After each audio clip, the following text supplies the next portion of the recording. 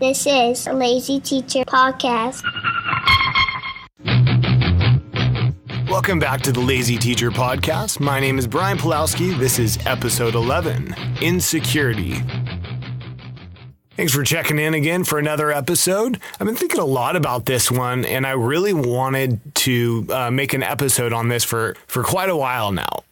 The topic is insecurity, or, maybe confidence would be like another word for it. But, I feel like a lot of teachers are insecure in so many different ways. And I know personally as a teacher, I feel very insecure very often. And like I said, in so many ways. Working together as teachers is very important. It used to be that teachers would enter their classroom, they'd close the door, and often not even speak to another teacher all day long, unless it was to vent, maybe going into the teacher's lounge or something and discuss maybe some of the students in class or talk about what happened in class. But overall, it kind of used to be that way, that teachers really didn't get together to collaborate and make for better teaching. But that's not really the case now. Now we have all kinds of meetings with grade levels and our team to help us grow from each other and get better. And that's so important that you do that. But unfortunately, I think that these meetings grow some insecurity within us. Let me dive in a little bit deeper into that. So what happens is you meet with your team or your group or your grade level or whatever the case is, and you're discussing like, what are you doing? What am I doing? And maybe you're just trying to figure out what's going to be best practices, as they call it, best practices to be a more effective teacher, to be better for the students. And I think what inevitably happens is that you start thinking to yourself are they doing it better than I am? I know I've personally felt that way. Like I'll hear teachers tell me about maybe a way that they've done a certain lesson. So then I've thought to myself, wow, are they doing it better than me? And I don't think that's necessarily the case. I mean, it kind of comes down to that they're doing it differently. Are they doing it better? I don't think they're necessarily doing it better. They're just doing it differently. That might be better, but in some cases, I don't know that it necessarily means that. But, you kind of feel insecure because you're thinking, well, anytime something's different, I think it's just natural for you to think to yourself, is that other way better? And you can take it and grow. You can get better by having that outlook, by thinking to yourself, okay, this is a different way to do it. If I do it this way, I'm going to be better at doing it. Or you might think, well, if I switch it and I do it that way, that's going to be worse. I definitely don't want to do that.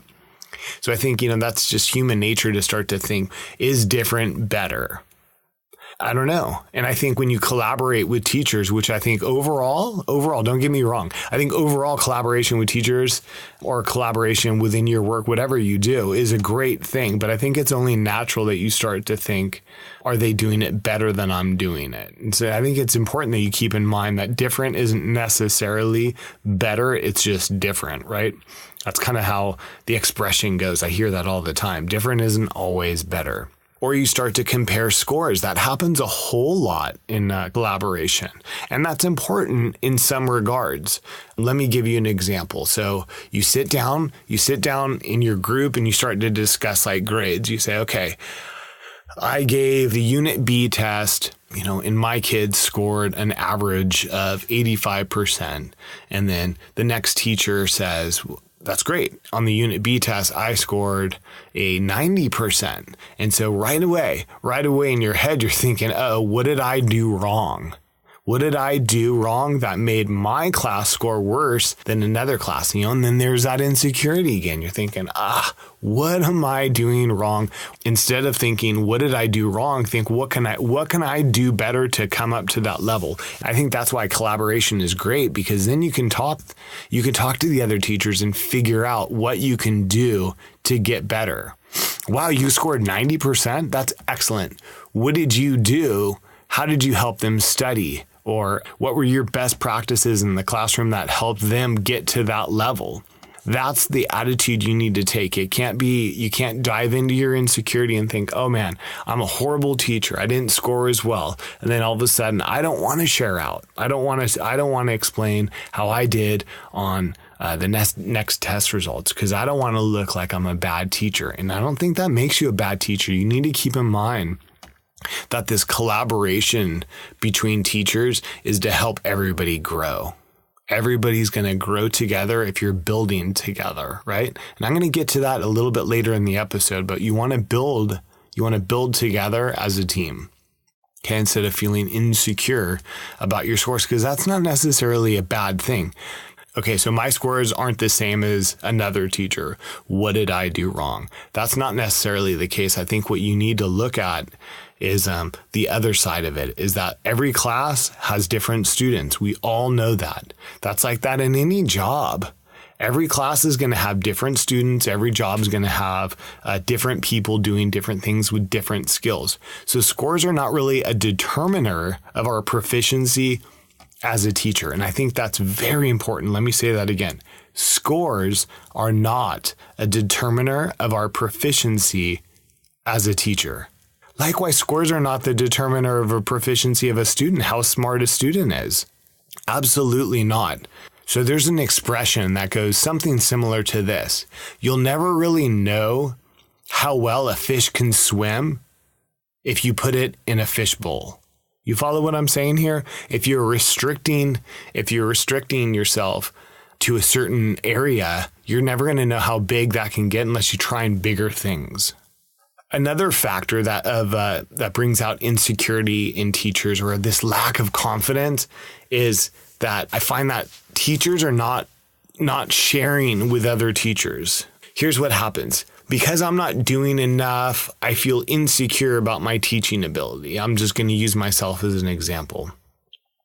If I don't feel like I'm doing enough in my classroom, I'm not putting in enough effort for my planning, or maybe my organization isn't what I feel is good enough. If I don't feel like I'm doing enough, I'm going to feel insecure as a teacher, and I'm going to feel insecure about my teaching ability. So what happens is you start to get really insecure, and that's going to create tension. It's going to make it worse for you as a teacher.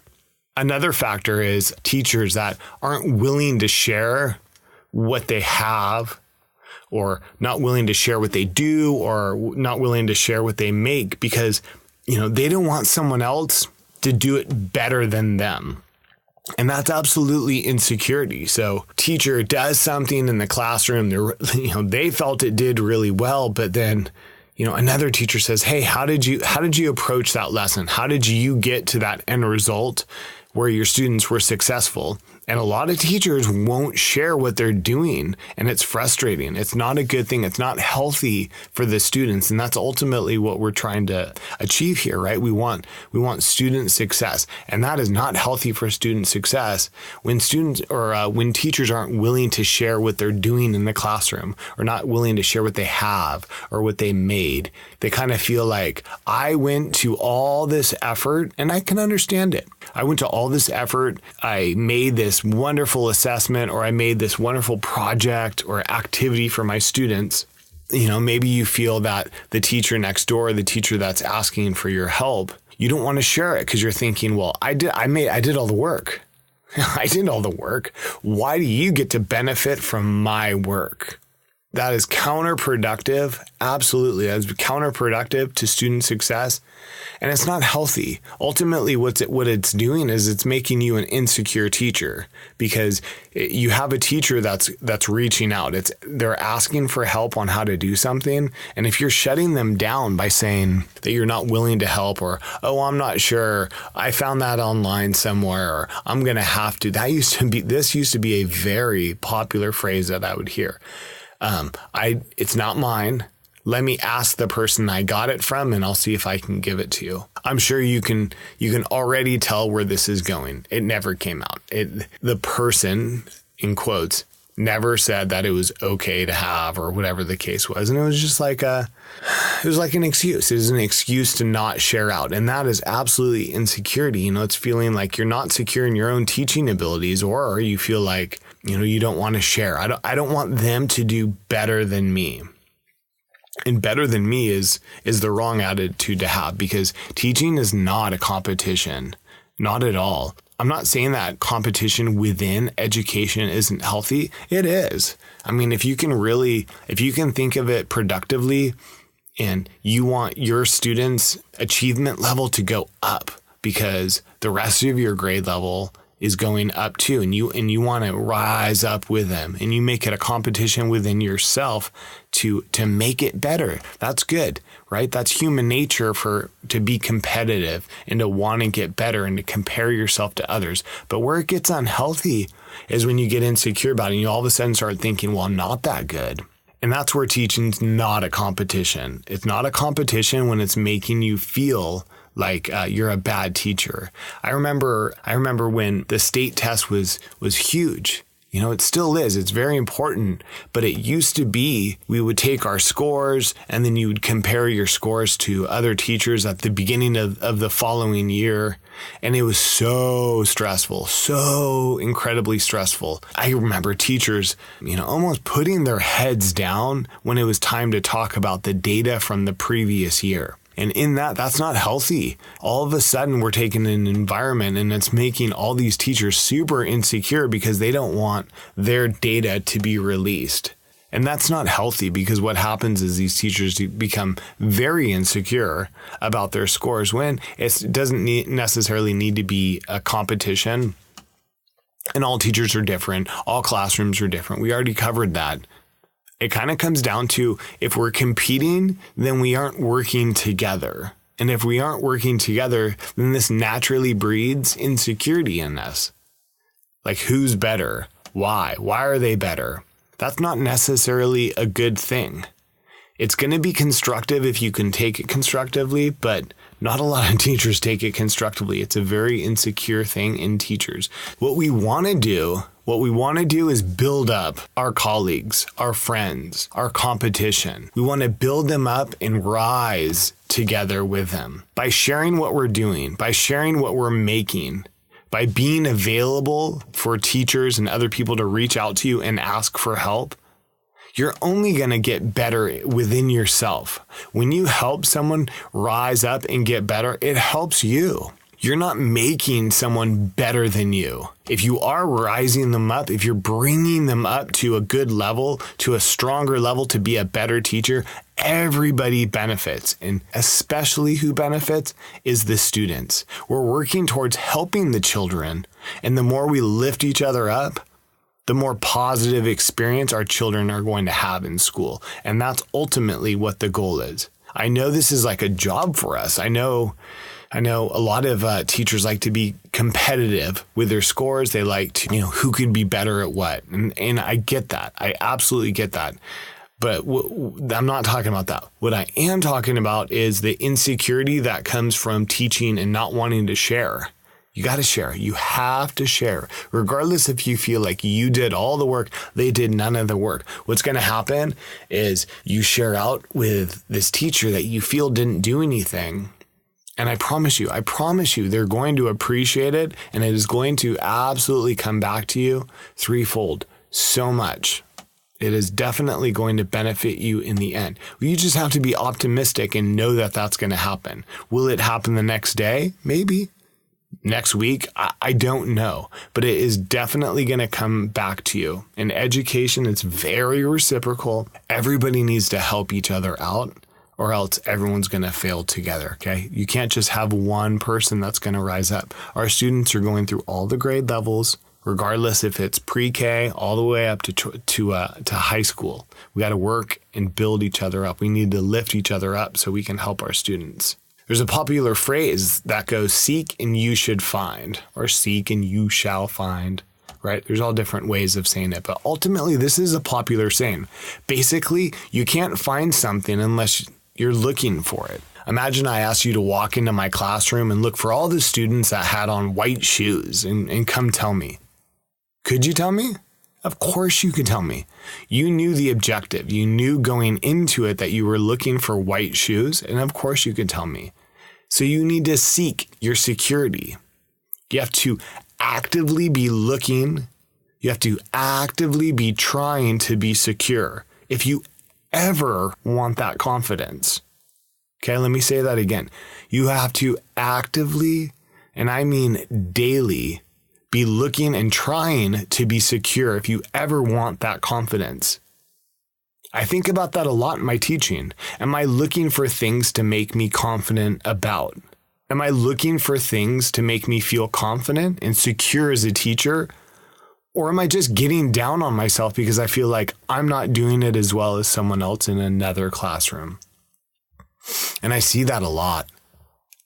I can't tell you how often I see teachers that are getting down on themselves. You can just see it. Literally, their heads are like hanging a little bit low as they're walking around the school because they feel like they're not doing enough, or they don't feel like they're doing as well as someone else in their classroom. And you need to do that every day. You need to actively be looking for things to make you feel confident. Just ask any teacher you know if they are a good teacher. The answer should always be yes. But we all know that most everyone is going to say, I hope so. They kind of brush it off with, yeah, I think I am. It's like they feel like they're being cocky, or they feel like they're almost being too confident by saying that they're good at their job. They're good at being a teacher. My goodness. Isn't that what we're all searching for? Isn't that what this is all about, is to be confident, to be secure as a teacher? If you are, you're going to be a much better teacher. You need to know you're a good teacher. Absolutely. It should always be yes. You have to look for your security every day. Otherwise, you're doing the same thing you did the day before. And then you end up walking into your classroom and feeling down on yourself. Your lesson plans aren't going to go well. Your organization's going to be all off. Before you know it, things are building up in your classroom, insurmountable, and it's going to be very, very stressful. And it all stemmed from feeling like you're not a good teacher, and that's absolutely wrong. I know that all of us are great teachers. There is no possible way that you could be a teacher and not be good at it. It's just not that kind of job. There's no way that you can stick around long enough past a month or two and be a bad teacher. You have something in you that makes you great. You need to find that in yourself and think, what is it that makes me great as a teacher? You need to ask yourself right now, what can you feel proud of as a teacher? It's important. Are you great at organizing? Do you plan out your lessons thoroughly? Does a specific subject just come easy for you to explain?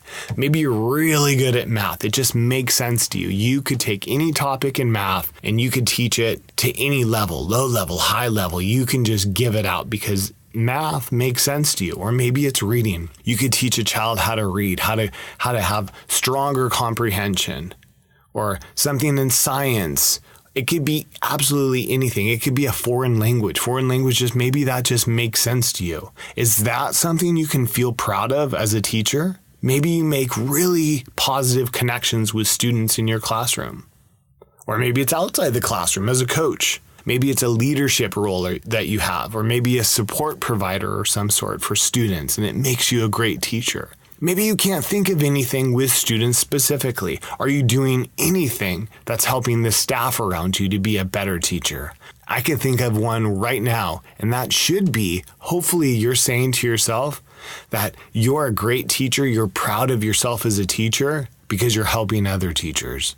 As we were talking about earlier, sharing what you're doing, sharing what you're making, best practices with teachers. Is there a teacher out there that you see is struggling? Has a teacher maybe asked you for help and you help them? Be proud of yourself for doing that. You're helping other teachers on your campus. Be proud of yourself for that. And this is something that you need to identify every single day. There are infinite things to be proud of as a teacher, and you should be. It is the most amazing career choice that we've gotten into. And if we're not making the choice daily to tell ourselves that we're a good teacher, we're a confident teacher, and we're secure about what we're doing, then we're not truly giving our students 100% of what they deserve. They need a confident figure in front of them that knows that they're good at what they're doing. They're going to make school the best thing they possibly can for them. And that's very, very important. So what do you feel proud of as a teacher? For me, it's relationships. I feel proud of my relationships with my students. My students want to be at school. I know this. They're happy to be at school every single day. Now, of course, like anyone, are they going to have off days? Yeah, they are. But I would like to think that my students want to be at school because I'm making it fun for them. I know when my students come to school that they feel welcomed at the school. They know I want them there. They feel safe. It's a safe environment in my classroom. I'm proud of that. Not safe as far as they're not going to get hurt. Of course, I don't want them to get hurt.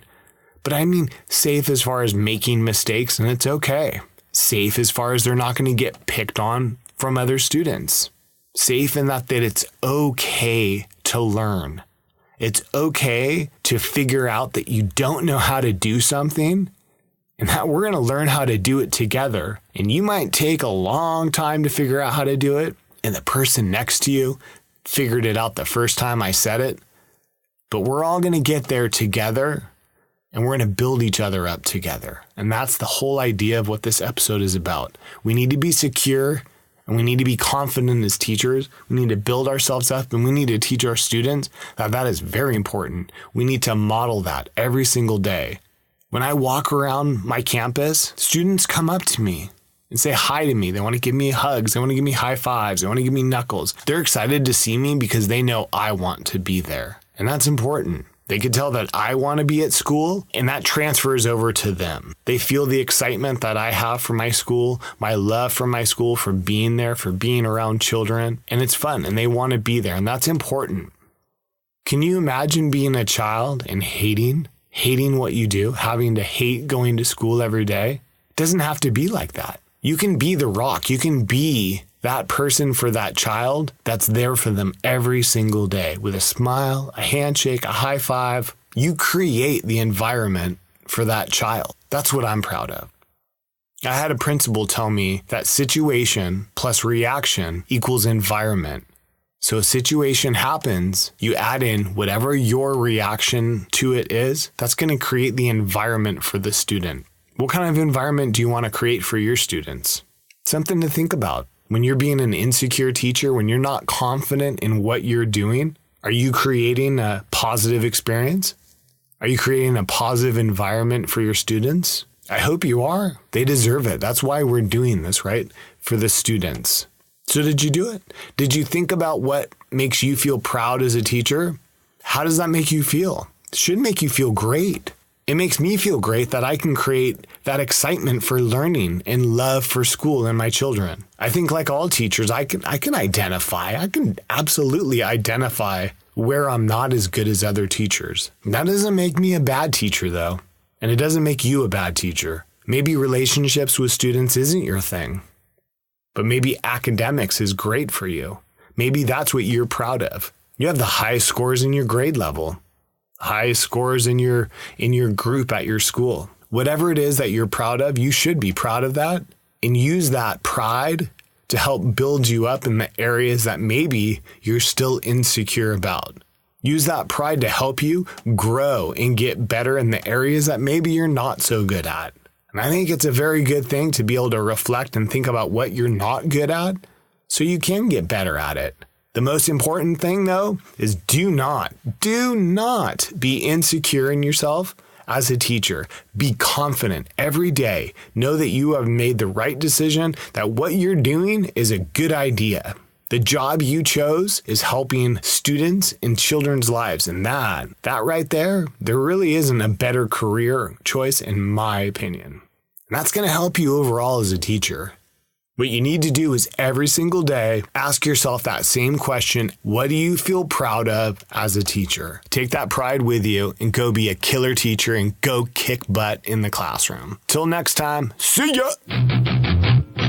Thanks for listening to the Lazy Teacher Podcast. If you want to help support the show, you can leave us a review on iTunes or Stitcher, like us or subscribe on YouTube, or shoot us an email and comment at Brian, BRIAN, at TheLazyTeacherPodcast.com.